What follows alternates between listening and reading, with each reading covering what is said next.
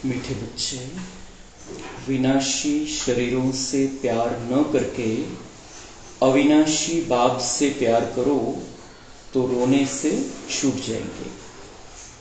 प्रश्न, अनराइटियस प्यार क्या है और उसका परिणाम क्या होता है?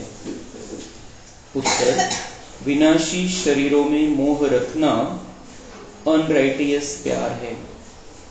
जो विनाशी चीजों में मोह रखते हैं वह रोते हैं। देह अभिमान के कारण रोना आता है। सतयुग में सब आत्म अभिमानी है, इसलिए रोने की बात ही नहीं रहती। जो रोते हैं वह खोते हैं। अविनाशी बाप की अविनाशी बच्चों को अब शिक्षा मिलती है, देही अभिमानी बनो तो रोने से छूट जाएंगे। ओम शांति। यह तो बच्चे ही जानते हैं कि आत्मा अविनाशी है और बाप भी अविनाशी है, तो प्यार किसको करना चाहिए? अविनाशी आत्मा। अविनाशी को ही प्यार करना है, विनाशी शरीर को थोड़ी ही प्यार करना चाहिए। सारी दुनिया विनाशी है, हर एक चीज विनाशी है। यह शरीर विनाशी है, आत्मा अविनाशी है। आत्मा का प्यार अविनाशी होता है। आत्मा कभी मरती नहीं, उसको कहा जाता है राइटियस। बाप कहते हैं तुम अनराइटियस बन गए हो। वास्तव में अविनाशी का अविनाशी के साथ प्यार होना चाहिए। तुम्हारा प्यार विनाशी शरीर के साथ हो गया है, इसलिए रोना पड़ता है। अविनाशी के साथ प्यार नहीं, विनाशी के साथ प्यार होने से रोना पड़ता है। अभी तुम अपने को अविनाशी आत्मा समझते हो तो रोने की बात नहीं, क्योंकि आत्म अभिमानी है। तो बाप अब तुम बच्चों को आत्म अभिमानी बनाते हैं। देह अभिमानी होने से रोना होता है। विनाशी शरीर पिछाड़ी रोते हैं, समझते भी है आत्मा मरती नहीं है। बाप कहते हैं अपने को आत्मा समझो। तुम अविनाशी बाप के बच्चे अविनाशी आत्मा हो, तुमको रोने की दरकार नहीं। आत्मा एक शरीर छोड़ जाकर दूसरा पार्ट बजाती है, ये तो खेल है। तुम शरीर में ममत्व क्यों रखते हो? देह सहित देह के सब संबंधों से बुद्धि योग तोड़ो। अपने को अविनाशी आत्मा समझो। आत्मा कभी मरती नहीं। गायन भी है, जो रोया सो खोया। आत्म अभिमानी बनने से ही लायक बन जाएंगे। तो बाप आकर देह अभिमानी से आत्म अभिमानी बनाते हैं। कहते हैं तुम कैसे भूले हुए हो, जन्म जन्मांतर तुमको रोना पड़ा है, अब फिर से तुमको आत्म अभिमानी बनने की शिक्षा मिलती है। फिर तुम कभी रोएंगे ही नहीं। यह है रोने वाली दुनिया, वह है हंसने की दुनिया।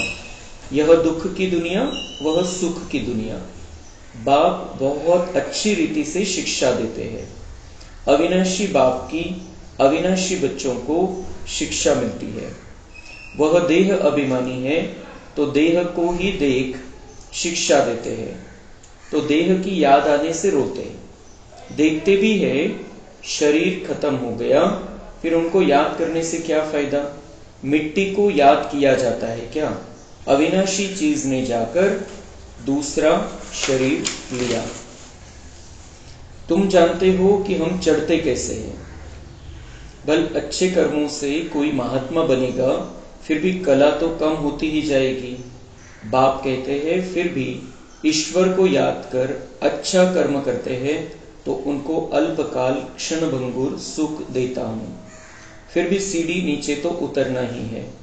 नाम करके अच्छा हो। यहां तो मनुष्य अच्छे बुरे कर्मों को भी नहीं जानते। रिद्धि सिद्धि वालों को कितना मान देते हैं, उन्हों के पिछाड़ी मनुष्य जैसे हैरान होते हैं। तो सारा अज्ञान समझो कोई इनडायरेक्ट दान पुण्य करते हैं, धर्मशाला हॉस्पिटल बनाते हैं, तो दूसरे जन्म में उसका एवजा जरूर मिलता है। बाप को याद करते हैं, भल गालियां भी देते हैं, तो भी मुख से भगवान का नाम कहते हैं। बाकी अनजान होने के कारण जानते कुछ नहीं। भगवान को याद कर रुद्र पूजा करते हैं, रुद्र को भगवान समझते हैं, रुद्र यज्ञ रचते हैं, शिव व रुद्र की पूजा करते हैं। बाप कहते हैं मेरी पूजा करते हैं, परंतु बेसमझी से क्या क्या बनाते हैं, क्या क्या करते हैं। जितने मनुष्य उतने उन्हों के गुरु हैं। झाड़ में नए नए पत्ते, टाल टालियां आदि निकलते हैं, तो वह कितना शोभते हैं। सतोगुनी होने के कारण उनकी महिमा होती है। बाप कहते हैं कि यह दुनिया है ही विनाशी चीजों को प्यार करने वाली। कोई कोई का बहुत प्यार होता है तो मोह में जैसे पागल बन जाते हैं। वहां तो फिर बात ही नहीं है। तुम अविनाशी ज्ञान रत्नों से झोली कैसे भरते हो? आत्मा समझती है कि बाबा हमको अविनाशी ज्ञान खजाना देते हैं। तर बाबा अविनाशी, आपण आत्मा अविनाशी। तर बाबा आपल्याला हे सत्य सांगताय की तुम्ही सत्य पिता परमात्म्याची संतान, सत्य स्वरूप आहे। प्रत्येक आत्मा सत्य स्वरूप आहे, प्रत्येक आत्मा अविनाशी आहे। सत्य म्हणजे जे पहिलेही होतं, आजही आहे आणि पुन्हा राहणार आहे। तर आत्मा पहिलेही होती, आज पण आहे आणि पुन्हाही राहणार आहे। तर आत्मा सत्य आहे, शरीर असत्य आहे। कारण शरीर पहिले नव्हतं, आज आहे, उद्या सोडणार आहे। पण कोणीही आज शरीरामध्ये आहे, शरीर समाप्त होईल, ती आत्मा दुसरीकडे जाईल। तर जी दुनियेमध्ये जे काही आहे, बाबा म्हणताय आता खोटं प्रेम आहे। कारण खोट्यावरती प्रेम करताय। खोटं शरीर, लगाव कोणाशी? शरीराशी, नात्याच्या हिशोबाने लगाव, किंवा मग असा कोणामध्ये मोह, तो शरीरामध्ये मोह आहे। आपण चेक करायचंय कोणाविषयी आपल्या मनामध्ये विचार येतो, तर त्याचं शरीर दिसतं की चमकती चांदणी दिसते। ती जर चमकती चांदणी दिसत असेल तर आपलं शुद्ध प्रेम, आणि शरीर समोर येत असेल तर ते मोह आहे तो, आणि खोटं प्रेम। कारण जी नष्ट होणारी वस्तू आहे त्याच्यावरती प्रेम करतोय। तर आपण हे सगळं नातेसंबंधी वगैरे सगळं चेकिंग करायची आपली, की आपण कोणत्या स्थितीमध्ये आज आहे, आपली दृष्टी कशी झालेली, आपण आत्माभिमानी झालेलो आहे की आपण देहभानामध्ये, आणि देहभानाच्या हिशोबाने दुसऱ्यांना बघतोय। बाबा येऊन आपल्याला खरं प्रेम करायला शिकवतो। खोट्या प्रेमामध्ये आपण फसलो द्वापर युगापासून, आणि मग प्रेम आहे, प्रेम समजून आपण मोहामध्ये फसलो, आणि मोहामुळे दुःख होतं। कारण विनाशी वस्तू आहे तर ती विनाश होणार आहे, आणि विनाश होईल तेव्हा दुःख देईल। असण्यामुळे जर सुख आहे तर नसण्यामुळे दुःख होणार आहे, हे 100% आहे। तर आपल्याला नॉर्मल रीतीने आपला पार्ट बजावायचा आहे त्यांच्यासोबत। पण कोणी नाहीये, आपण आहे म्हणून सुखी आहे, तर नाही म्हणून दुःखी होणार आहे। म्हणून बाबा आपल्याला हे शिकवतो की आत्मा सदा अजर अमर अविनाशी आहे। आत्मा सदा आहे। नष्ट होणारी जी वस्तू आहे, व्यक्ती आहे, तिच्यावरती प्रेम कराल तर ते प्रेम तर नाहीच आहे, तो मोह आहे, आणि मोह दुःख देणार आहे। मोह त्रास करून देणार आहे, परेशानीमध्ये घेऊन जाणार आहे। म्हणून प्रेम जर करायचंय, खरं प्रेम जर करायचंय आता कोणावरती, तर ते परमपिता परमात्म्यावरती, कारण तो सदा आहे। आणि जर कोणावरती आपल्याला खरंच प्रेम आहे तर ते आत्मिक स्थितीमध्ये पाहिजे, आणि ते प्रेम पाहिजे आपल्याला सगळ्यांविषयी। सगळ्या आत्मा परमात्म्याची संतान आहे। कोणावरती प्रेम आहे आणि कोणाविषयी ईर्ष्या आणि द्वेष आहे, तर याचा अर्थ आपल्यामध्ये अवगुण आहे, आपल्यामध्ये आसुरी आहे। तो प्रेम हमें परमात्मा से करना है, और परमात्मा से प्रेम करेंगे तो उसके बच्चों से ऑटोमेटिक प्रेम हो जाएगा, और उसके बच्चे है आत्माएं। उसके बच्चे परमात्मा के बच्चे शरीर नहीं है, शरीर तो खत्म होने वाला है एक ना एक दिन। तो बाबा म्हणता है दुनिया में इतने सब गुरु है, महात्मा है, जो नए नए आते हैं परम धाम से, तो उनकी पवित्र स्थिति रहती है। पवित्र स्थिति के कारण उनसे जुड़ जाते हैं, त्यांना काही रिद्धी सिद्धी येते, त्या हिशोबाने ते जुडतात त्यांच्याशी. तर जुडले कोणाशी? देहधाऱ्यांशी. देहधाऱ्यांशी जुडले. पण आपल्याला आत्मा समजून श्रेष्ठ कर्म करायचे हे कोणाच्याही बुद्धीमध्ये नाही. आत्मा समजून, स्वतःला आत्मा समजून जेव्हा आपण श्रेष्ठ कर्म करू तर त्याचं जे पुण्य आहे, त्याची जी कमाई आहे ती सोबत येईल. आणि आपण देहभानामध्ये दान पुण्य करतोय काहीतरी, तर बाबा म्हणते अल्प काळाची प्राप्ती होऊन जाईल. क्योंकि करते, अगर धर्मशाला बनाते हैं, मंदिर बनाते हैं, तो भगवान के नाम पर बनाते हैं, लेकिन भगवान कौन है ये जानते नहीं. तो फिर भी बाबा म्हणते उसका एवजा थोड़ा बहुत कुछ मिल जाता है भावना के कारण, क्योंकि भगवान में भावना रखी, भले ही अनजान है. पण आता जे आपण आत्मा समजून श्रेष्ठ कर्म करणार आहे, तर जन्म जन्मांतरासाठी तन मन धन जन संबंध संपर्क सगळ्या प्रकारचं सुख प्राप्त होणार आहे. तर ही सगळ्यात महत्वाची गोष्ट बाबा आज क्लिअर करताय की तुम्हाला कोणाशी कनेक्ट होणं जरुरी आहे आणि स्वतःला काय समजणं जरुरी आहे. अविनाशी आत्मा का अविनाशी परमात्मा के साथ प्यार होना चाहिए. अविनाशी आत्मा को अविनाशी परमात्मा से जुड़ना है. जेव्हा आपण स्वतःला आत्मा बघू, दुसऱ्याला आत्मा बघू, तर मग त्यांना जे आपल्याला पाहिजे, त्यांच्यासाठी जे करणं जरुरी आहे, आपलं कर्तव्य जे आहे, ते आपण खूप चांगल्या प्रकारे पार पाडू शकतो.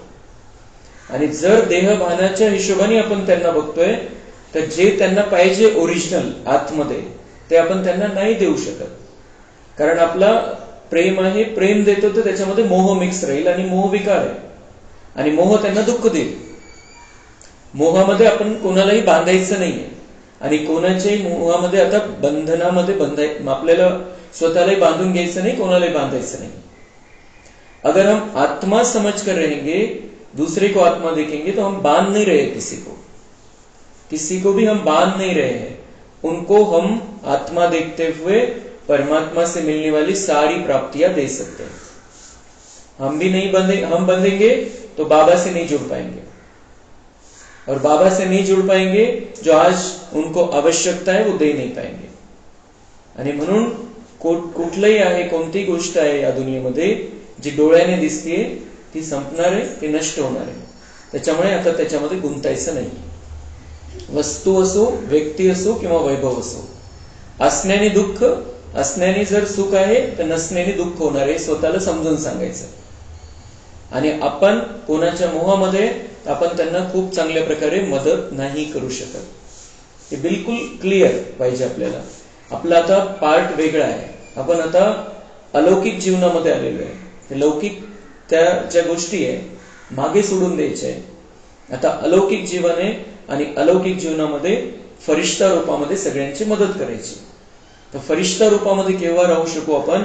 जेव्हा आपण आत्मिक स्थितीमध्ये, जेव्हा आपण स्वतःला शरीरधारी समजतोय, या धर्माचं किंवा पुरुष स्त्री या भानामध्ये आपण आहे, दुसऱ्यालाही त्या पद्धतीने बघतोय, नात्याच्या हिशोबाने कनेक्ट झालेलो आहे, तर फरिश्ता स्थिती राहणार नाही.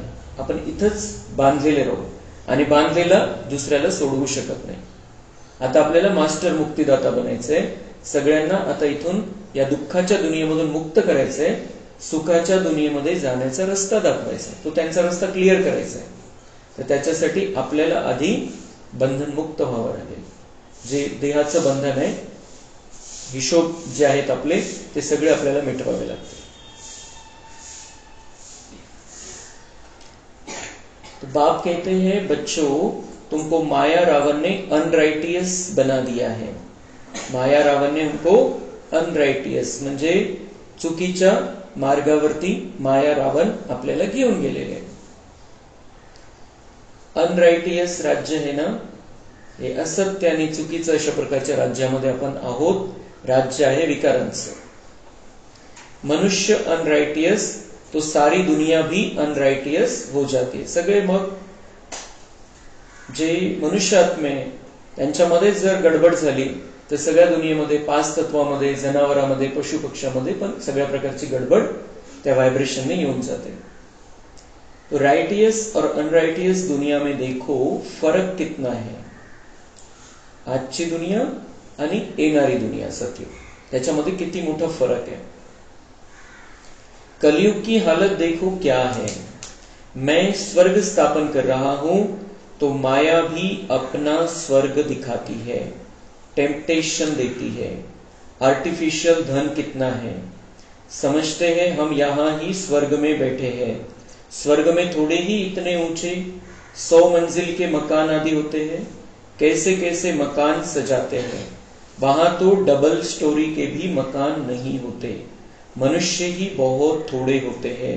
इतनी जमीन तुम क्या करेंगे, यहाँ जमीन के पिछाड़ी कितना लड़ते झगड़ते हैं। वहां तो सारी जमीन तुम्हारी रहती है, कितना रात दिन का फर्क है। बाबा म्हणता है जब मैं स्वर्ग स्थापन कर रहा हूं तो माया भी अपना स्वर्ग दिखाती है, टेम्पटेशन देती है। माया भी अपना स्वर्ग दिखाती है, बैकाव्यामध्ये घेऊन येते जे। आणि मायेच्या बैकाव्यामध्ये कोण येतं, जो इथल्या प्राप्तीमुळे आनंदी। इथं हे घर झालं, बंगला झाला, गाडी झाली, काहीतरी पद मिळालं, काहीतरी नोकरी मिळाली, तर इथल्या सुखामध्ये, इथल्या प्राप्तीमध्ये जो आनंदी आहे तो मायेच्या बंधनामध्ये बांधला जातो ऑटोमॅटिक। कारण तो इथंच मौजमध्ये की हा हे चांगलं झालं, आता हे चांगलं झालं, हे चांगलं झालं। इथल्या मौजमध्ये, इथल्या आनंदामध्ये, इथल्या सुखामध्ये मस्त होऊन जातो। मग हा हे चांगलं चाललेलं एकदम, तर मग तो बाबाशी जुडणार पण नाही, पुरुषार्थ पण होणार नाही। आणि हे इथल्यामध्ये आनंद घेणं हे कधी ना कधी तर सुटणार आहे, हे समाप्त होणार आहे, नष्ट होणार आहे। इथं जर एखादी गोष्ट आहे म्हणून आनंद आहे, घर झालं, बंगला झाला, गाडी झाली, पद मिळालं, तर नाहीये म्हणून दुःख होणार। तर जर आनंदी राहायचं ती गोष्ट वेगळी आहे की आपल्याला कायम आनंदी राहायचं, पण काहीतरी मिळालं म्हणून आनंदी राहायचं तर मग नाहीये म्हणून दुःख होणार 100%। तर म्हणून आपण जे काही आहे, जे काही आपल्याला करता येईल ते खूप चांगल्या प्रकारे, खूप स्थिर राहून करायचंय।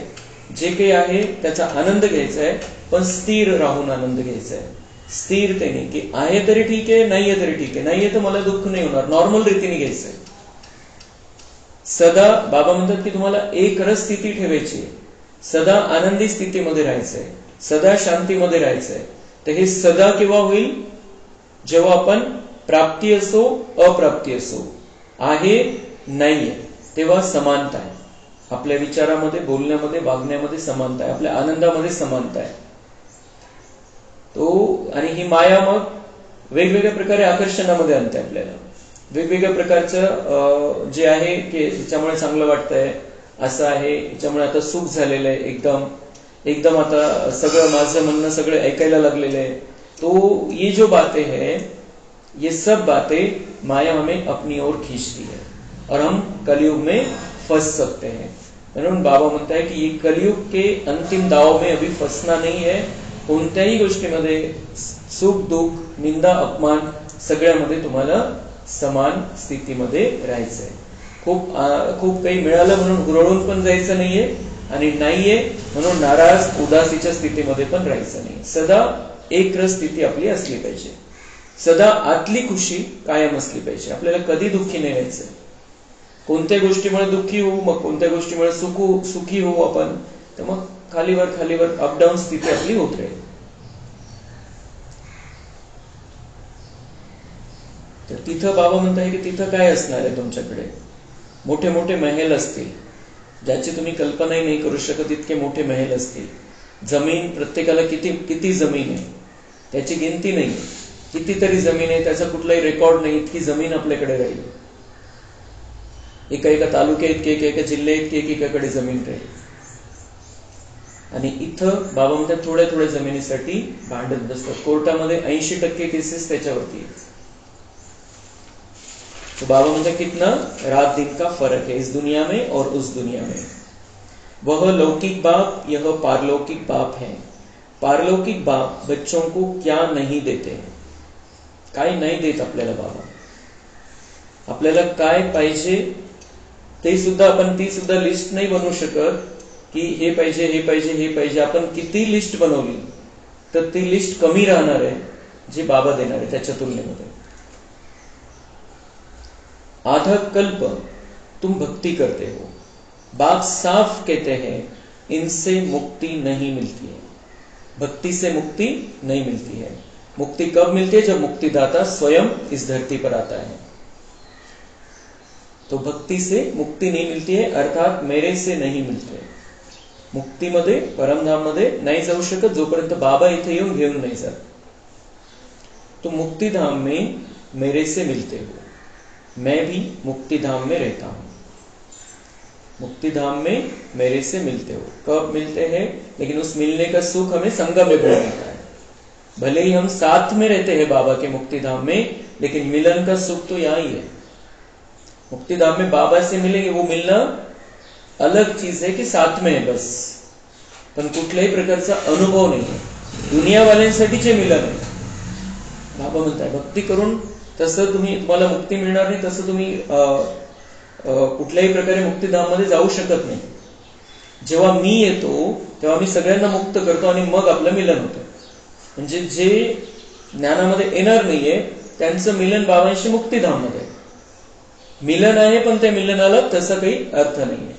आपण आता खऱ्या अर्थाने त्या मिलनाचा आनंद घेतोय, कारण आपण आत्मा शरीरामध्ये, आणि शरीरामध्ये आहे तेव्हा अनुभव होऊ शकतो।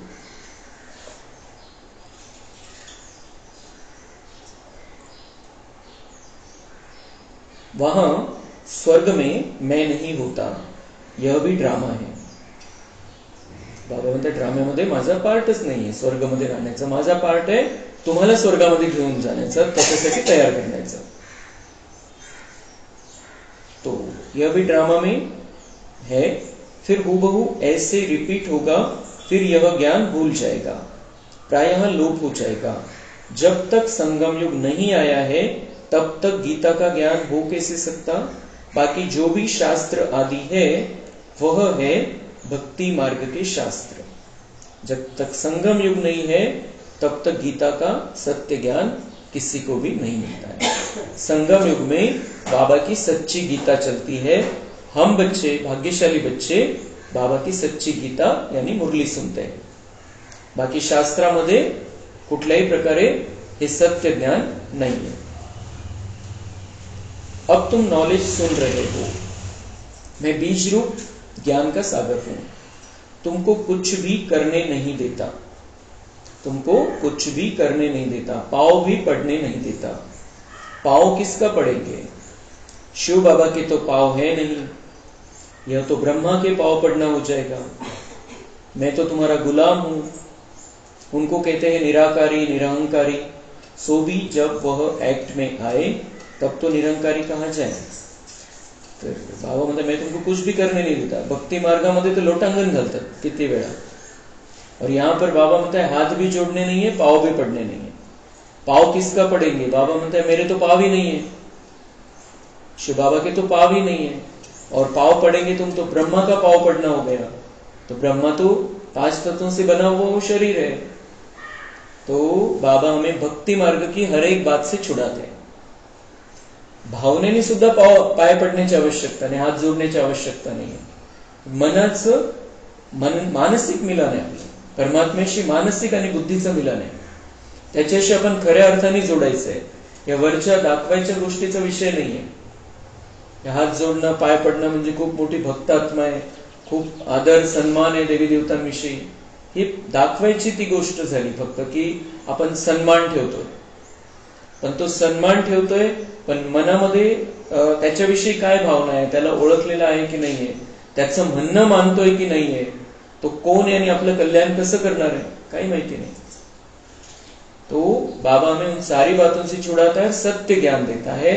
सत्य ज्ञान के आधार से हम भगवान को पहचान लेते हैं, और भगवान को पहचान कर हम स्वयं पूजने लायक बन जाते हैं, देवता बन जाते हैं, क्योंकि दिव्यता आ जाती है हमारे अंदर। और भगवान कैसे, किस तरीके से आता है? वो निरहंकारी है, और वो कह रहा है कि मैं तुम्हारा गुलाम हूं। या भावनेने आलेला आहे। इतका मोठा परमपिता परमात्मा, सर्वशक्तिवान, या दुनियेतल्या कणाकणाचा तो मालक, कणाकणाचा मालक, आणि तो म्हणतोय मैं तुम्हारा गुलाम हूं। इथं कोणाला जर आपण सांगितलं की आपण कोणाला खूप पैसे देतोय, खूप पेमेंट देतोय, आणि त्याला जर सांगितलं तू गुलाम आहे, सहन नाही करू शकत तो, और भगवान जो सारी दुनिया का मालिक है वो कहता है मैं तुम्हारा गुलाम हूं, सेवेसाठी आलेलो मी तुमच्या, तुम्ही माझ्याकडून काय सेवा पाहिजे ती करून घ्या. जी सेवा पाहिजे ती आपण बाबांकडून घेऊ शकतो, जे काही पाहिजे त्याच्याकडून आपण प्राप्त करून घेऊ शकतो. आता तो निरहंकारिता का संपूर्ण कल्प में अगर कोई उदाहरण देना है तो वो है बाबा का उदाहरण. निरहंकारिक उसके जैसा दुनिया में कोई भी नहीं है. तो त्याची निरंकारिता केव्हा सिद्ध होते? बाबा म्हणतात मैं जब ऍक्ट में आऊ तब. असं त्याला निरहंकारी म्हणतात फक्त, पण तो निरहंकारी कसा आहे? आपण जेव्हा बघतो त्यांना, आपण ब्रह्मबाबांच्या शरीरामध्ये त्यांना आलेलं नाही बघितलं, पण दादी गुलजारच्या शरीरामध्ये बघितलेलं आहे आपण. तो हम देख सकते हैं किस तरीके की निरहंकारिता आहे. म्हणजे निरहंकारितेची लिमिट हाईट झालेली आहे, इतकी निरहंकारिता आहे. एकदा सुद्धा एक सेकंड सुद्धा अहंकार जाणवत नाही बाबामध्ये, जब हमने देखा है वो. बाकी तो सब बाबा के सब बच्चे जानते हैं, सब जिन्होंने जब से बाबा आया है तब से देखते आए हैं. ब्रह्मा बाबा में भी आया, दादी में आ रहा है तब से, तो सबने देखा है किस तरीके की निरहंकारिता. तो ऐसा ही बाबा कहता है कि तुम्हें भी मेरे समान बनना है. चाहे तुम्हारे पास कितना भी पैसा आ जाए, कितना भी ऊंचा पद हो जाए, कोई भी पोजीशन हो जाए, तुम कितनी भी सेवा कर लो तन मन धन से, लेकिन निरहंकारिता जैसी बाबा में है वैसी हमारे में आनी चाहिए. क्योंकि निरहंकारिता से ही प्राप्ति होने वाली है, बहुत बड़ी प्राप्ति होने वाली है. बाप तुमको अथाह ज्ञान देते हैं, लिमिट नाही आहे त्या ज्ञानाची, इतकं ज्ञान बाबा आपल्याला देत असतो. आपण किती घ्यायचे ते आपल्यावरती. यह है अविनाशी ज्ञान रत्नों का दान, फिर जो जितना लेवे. अविनाशी ज्ञान रत्न लेकर फिर औरों को दान करते जाओ. इन रत्नों के लिए ही कहा जाता है एक एक रत्न लाखों का है. कदम कदम पर पदम देने वाला तो एक ही बाप है. जे ज्ञानाचे रत्न आहे, एक एक रत्नाची व्हॅल्यू बाबा म्हणते, तुम्ही जर किंमत लावली त्याची, एक एक रत्न, एक एक शब्द, एक एक लाख रुपये किंमत लागेल. जी काही आपल्याला प्राप्ती होणार आहे, जी प्राप्ती होणार आहे आपल्याला सतयुगामध्ये, त्याचा जर हिशोब लावला तर बाबा म्हणते लाख रुपये का, लाखों का है एक एक रत्न. 1 लाखाचा नहीं, लाखों का है. और कदम कदम पर पदम देने वाला तो एक ही बाप है. बाबांच्या श्रीमतवर आपण चालू तर पद्मांची कमाई आहे, त्याचे लिमिट नाही, काय प्राप्ती होणार आहे. सेवा पर बड़ा अटेंशन चाहिए. तुम्हारा कदम है याद की यात्रा का, उनसे तुम अमर बन जाते हो. हमारा कदम कौन सा है? याद की यात्रा का, और बाबा को याद करते करते सेवा पर रहना है. हमारा ये जीवन ही सेवा का जीवन होना चाहिए. चाहे हम कुछ भी कर रहे हैं, हमारा धंधा नौकरी कुछ भी चल रहा है, लेकिन उसमें से सेवा होनी चाहिए. कंटिन्यूअस बाबा के वाइब्रेशन में रहना है. वही वाइब्रेशन, वही सकाश गुप्त रीति से सबको देते चलना है.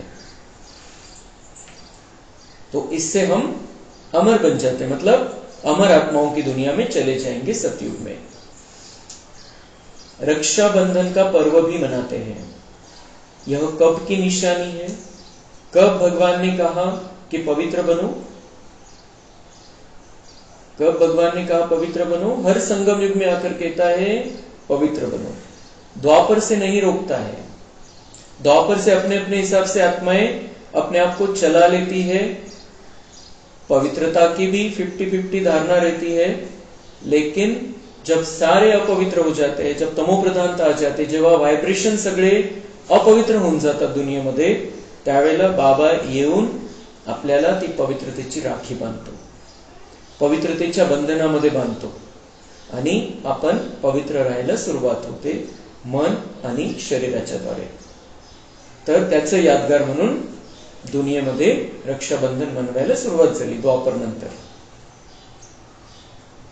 यह मनुष्यों को क्या पता कि नई दुनिया कब, पुरानी दुनिया कब होती है, यह भी किसी को पता नहीं.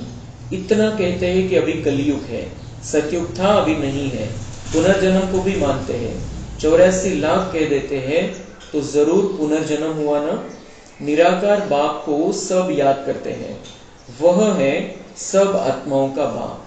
वही आकर समझाते हैं। सतयुग में कोई कुछ कीचड़ पट्टी होती नहीं, जैसा मनुष्य वैसा फर्नीचर होता है। वहां पंछी आदि भी फर्स्ट क्लास खूबसूरत होते हैं, सब अच्छी अच्छी चीजें होंगी। अधूनमधून बाबा आपल्याला सतयुगाची आठवण करून देत असतो की जाणार कुठे आहे तुम्ही, त्या सुंदर स्वच्छ आणि श्रेष्ठ आणि दिव्य दुनियेमध्ये जायचंय, त्याच्यासाठी हे सगळं चाललेलं आहे। आपण जे ज्ञान घेतोय आणि जे ज्ञानाच्या आधाराने जीवनामध्ये धारणा करायची आहे, सेवा करायची आहे, त्याच्या मागचा उद्देश आहे की शुद्ध स्वच्छ पवित्र आणि दिव्य दुनियेमध्ये तुम्हाला चालायचंय। तिथं घेऊन जाण्यासाठी ही सगळी तयारी चाललेली आहे। म्हणून इथं काहीही त्याग करावा लागला तर प्राप्ती लक्षात घ्यायची, प्राप्ती किती मोठी आहे। तो सब अच्छी अच्छी चीजें होंगी, वहां फल कितना स्वीट बड़े होते हैं, फिर वह सब कहां चला जाता है, स्वीट से निकल कड़वाहट आ जाती है। जी गोडी होती फळांमध्ये, आपण आज बघतो की कोणत्याही प्रकारची ती गोडी राहिलेली नाही। फळामध्ये जी चव होती पहिले 10 वर्षापूर्वी 20 वर्षापूर्वी पण ती राहिलेली नाही। तर पहिले सतयुगामध्ये तर कसे असतील फळ, क्योंकि जमीन बहुत अच्छी रहती है। आता काय, रासायनिक खतं आणि रासायनिक औषधं, त्याचा सगळा परिणाम, आणि म्हणून चव राहिलेली नाही कशालाच। ती जी ओरिजिनल चव होती फक्त आता धकवून घ्यायचंय बस। लेकिन कुछ समय, कुछ साल की बात है, बाद में बाबा म्हणता है कि बहुत अच्छी दुनिया और वहां पर तुम्हें सब कुछ बेस्ट में बेस्ट मिलने वाला है। सतयुग है फर्स्ट क्लास, तो सब चीजें फर्स्ट क्लास मिलती है। कलयुग में है थर्ड क्लास, इथं थर्ड क्लास गोष्टी आहे सगळ्या। म्हणजे प्रथम श्रेणीच्या प्युअर एकदम चांगल्या ज्या वस्तू आहे सगळं काही तिथं प्राप्त होईल। इथं त्याची खूप खालच्या लेवल आपण बघतोय। सब चीजें सतो रजो तमो से पास होती है, यहां तो कोई मजा नहीं है, यहां तो कोई मजा नहीं है। जी मजा सतयुगामध्ये बाबा म्हणतात त्याच्या तुलनेमध्ये इथं काहीच मजा नाही। म्हणून इथल्या कोणत्याही गोष्टीला, वस्तूला, व्यक्तीला असं मजा म्हणून तसं काही त्या हिशोबाने बघू नका। वहां कितनी मजा है, यहां तो बाबा म्हणतात कोई मजा नहीं है। म्हणून इथं अटकायचं नाही, इथं फसायचं नाही। आत्मा भी तमोप्रधान तो शरीर भी तमोप्रधान है। अभी तुम बच्चों को ज्ञान है, कहा वह कहा यह, रात दिन का फर्क है। बाप तुमको कितना ऊंच बनाते हैं, जितना याद करेंगे हेल्थ वेल्थ दोनों मिल जाएंगे, बाकी क्या चाहिए। दोनों चीजों से एक नहीं होगी तो हैप्पीनेस नहीं होगी। बाबा म्हणता हेल्थ वेल्थ दोन्ही तुम्हाला प्राप्त होणार आहे, म्हणजे निरोगी काया आणि संपूर्ण भरपूर असं वैभव।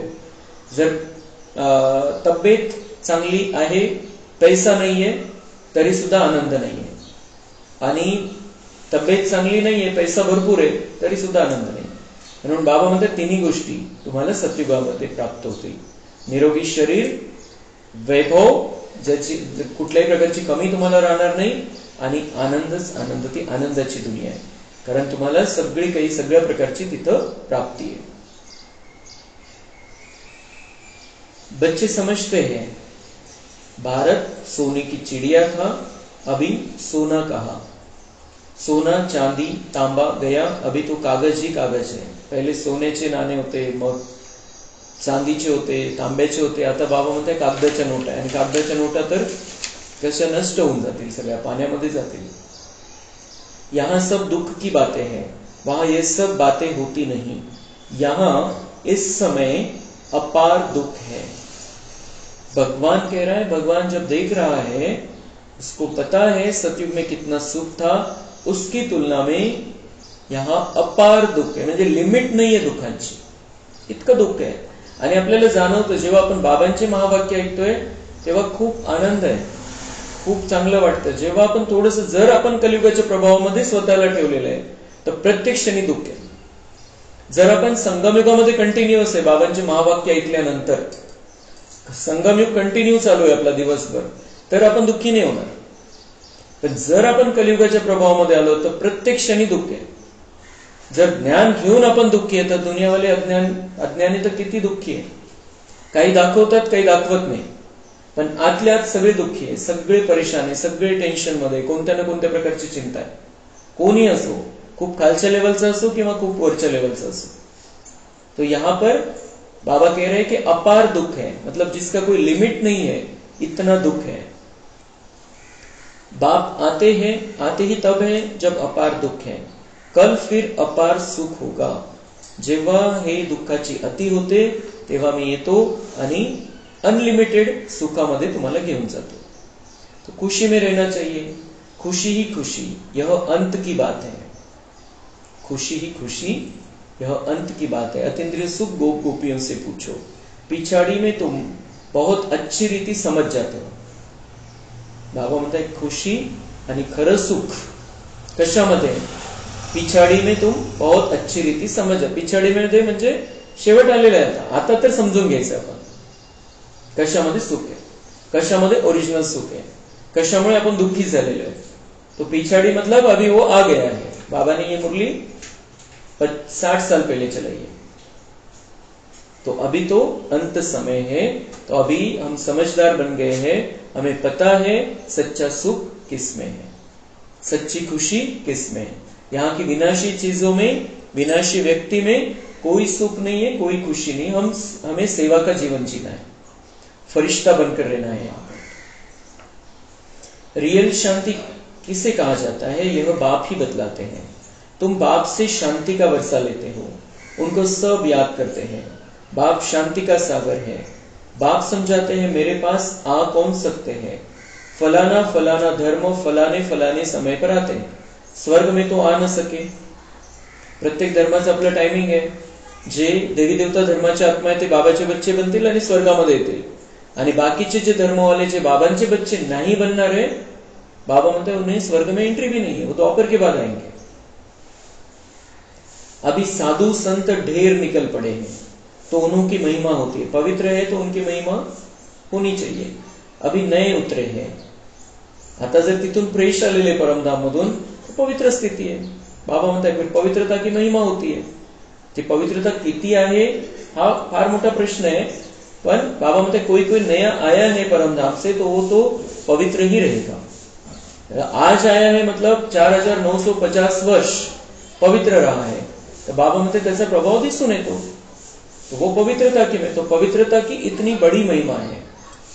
हमें पवित्र स्थिति में कितना वर्ष रहना है, शरीर में है तब पवित्र रहे, तो वो बहुत ऊंची बात है। ते 4950 वर्ष बिना शरीराचे राहिलेले, तर पवित्र राहिले त्यात काय विशेष है। हम भगवान के बच्चे, बाबा के बच्चे कम से कम 2500 वर्ष पवित्र रह सकते हैं, अगर हम यहां पर पवित्रता धारण कर ले, शरीर में रहते हुए पवित्र। बिना शरीराचे पवित्र तर काय विशेष आहे त्याच्यामध्ये। पवित्र राहिले म्हणून ती ताकद आहे, म्हणून ते इथं आल्यावर ती पवित्रतेचा प्रभाव दिसतो। पण आपण किती श्रेष्ठ आणि किती महान आहे। 2500 वर्ष सुंदर अशा शरीरामध्ये राहून, 2500 वर्ष सत्वप्रधान शरीरामध्ये राहून आपण पवित्र राहिलेले, किती मोठी ताकद आहे। आणि ही ताकद केव्हा मिळते, संगम युगामध्ये बाबा आपल्याला देतो, त्यांना नाही देत ती ताकद। ते पवित्र कशामुळे की बस परमधाम मध्ये पवित्र धाम मध्ये राहिलेली ती चार्जिंग आहे तिथली, म्हणून पवित्र आहे। आणि आपण पुरुषार्थ करून समजून उमजून पवित्र राहतो, आणि म्हणून त्याची खास पूजा आहे द्वापर युगापासून।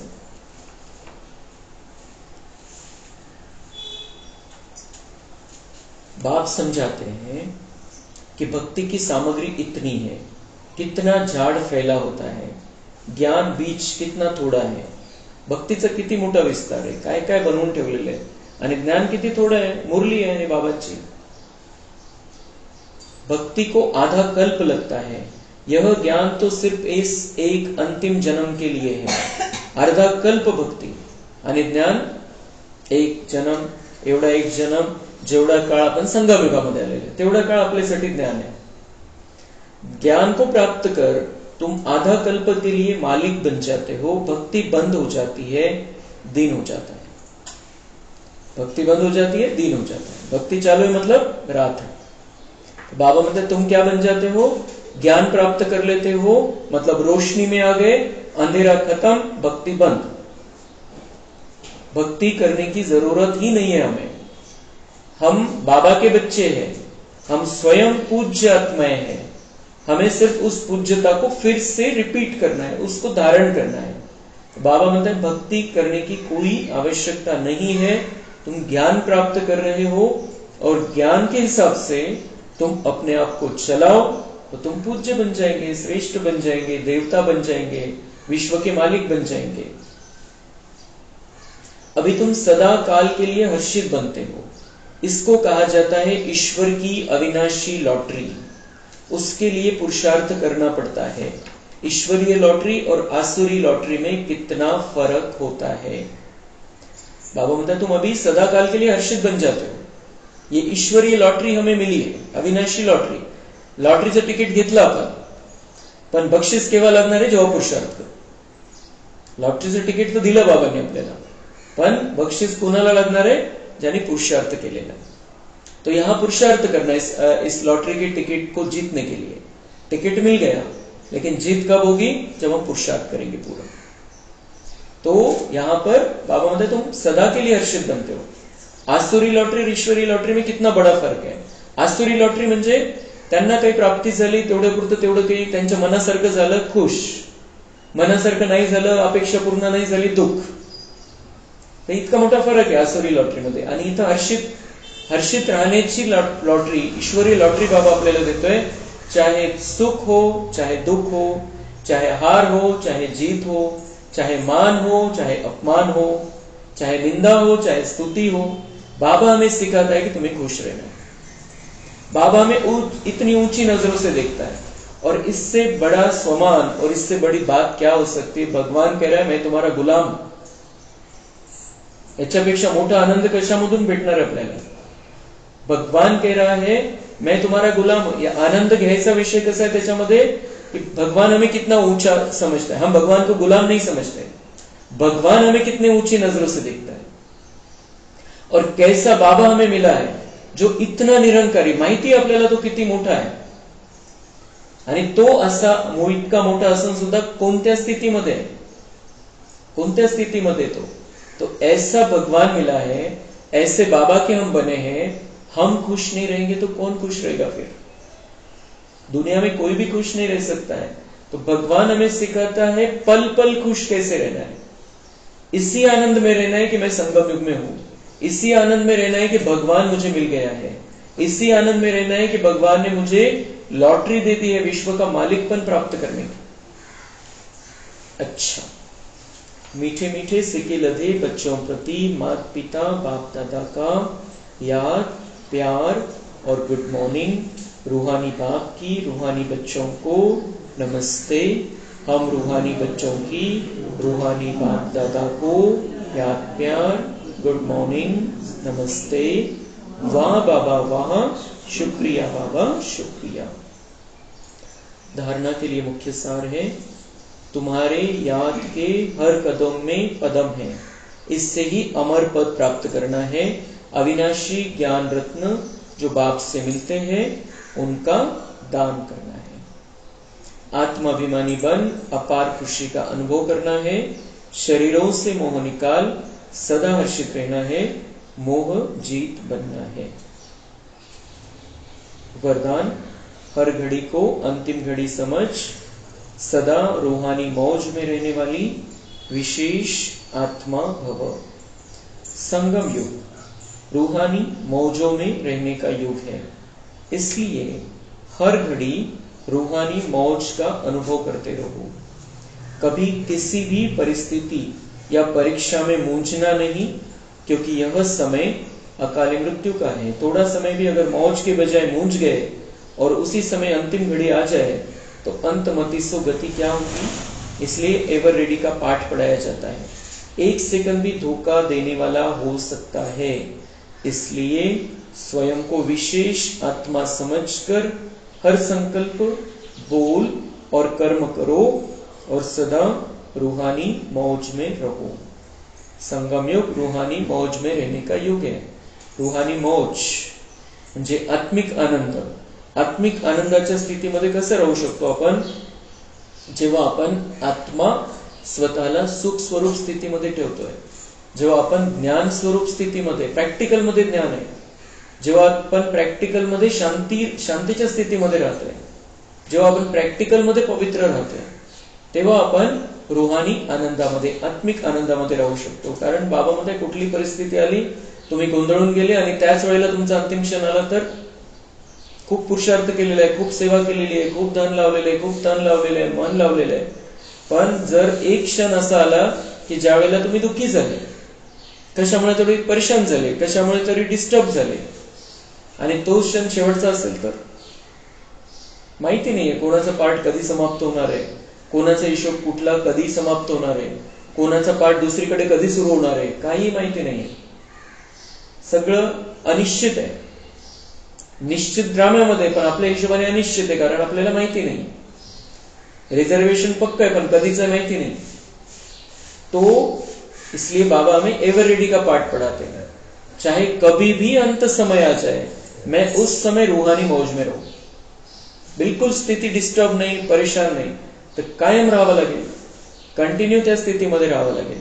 संगम युग में हम आ गए हैं, कलयुग समाप्त हो गया है, तो हमें रूहानी मौज में रहना है, आनंद में रहना है. रूहानी मौज में रहने के युग में हम आ गए हैं.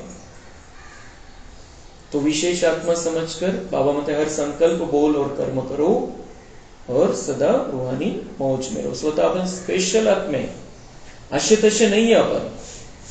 जो परमेश्वर या दुनियाचा मालक है त्याने आपल्याला निवडलेलं आहे. आपण स्पेशल आत्मे आहे. तो स्पेशल आत्मा हमें खुद को समझना है और हर संकल्प बोल और कर्म उसी अनुसार करणे. स्पेशल वाटलं पाहिजे आपलं. आपलं बोलणं, आपले विचार, आपलं वागणं, आपले भावना सगळे स्पेशल पाहिजे, दुनियावाल्यांसारखे नहीं, जनरल स्पेशल पाहिजे. तो अगर हम उस स्थिति में रहेंगे, सदा खुश रहेंगे, सदा रूहानी मौज में रहेंगे. स्लोगन है, अचल बनना है तो व्यर्थ और अशुभ को समाप्त करो. तो अचल रहेंगे. व्यर्थ और अशुभ समाप्त हो जाएगा तो हम अचल रहेंगे. हलचल मध्ये येणार नाही, डिस्टर्ब होणार नाही. जेव्हा व्यर्थ आणि अशुभ समाप्त होऊन जाईल. व्यर्थ आणि अशुभ समाप्त करायचंय आपल्याला. कधीही त्या स्थितीमध्ये नाही राहायचंय अशुभ चिंतनाच्या आणि व्यर्थच्या चिंतनामध्ये नहीं राहायचंय. तो हमें सदा समझना है बाबा मेरे साथ में है. अगर हम बाबा से कनेक्शन में रहेंगे, इससे नहीं कि मैं यहां हूं बाबा परम धाम में है, तो वो योग के समय की बात है. जेव्हा आपल्याला बसायचंय, ज्या वेळेला बाबांच्या आठवणीमध्ये बसायचंय त्यावेळेला आपण त्या स्थितीमध्ये राहायचंय. परमधामचा योग सर्वश्रेष्ठ योग आहे. पण आपण कामधंदा करतोय, असं इतरांशी बोलतोय, तर त्यावेळेला आपण त्या स्थितीमध्ये नाही राहू शकत. मी इथं, बाबा तिथं, कधी किरण येतील, कधी पोहोचतील, आपण कुठं जाऊ. तर सगळ्यात सोपा उपाय संगम युगामध्ये कि बाबा मेरे आसपास है, बाबा मेरे साथ है, बाबा मुझे देख रहा है, मैं बाबा की नजरों में हूं, बाबा मुझे शक्ति दे रहा है, बाबा मुझे वरदानों से भर रहा है, बाबा मुझे श्रेष्ठ रूहानी नजर से देखते हुए नजरों से निहाल कर रहा है, बाबा मेरे आसपास. यही भावना और यही सत्य है कि बाबा हम बच्चों के साथ है सदा. कण कण में नहीं है, लेकिन हम बच्चों के साथ में. जर त्या स्थितीमध्ये आपण राहू, अशुभ समाप्त होऊन जाईल, व्यर्थ समाप्त होऊन जाईल. आणि व्यर्थ समाप्त आणि अशुभ समाप्त आपण शक्तिशाली बनून जाऊ. व्यर्थ समाप्त तो हम समर्थ बन जाएंगे, और समर्थ बन जाएंगे तो जो पुरुषार्थ जरूरी पुरुषार्थ है वो सारा हम करेंगे और इस लॉटरी को प्राप्त कर लेंगे. अच्छा.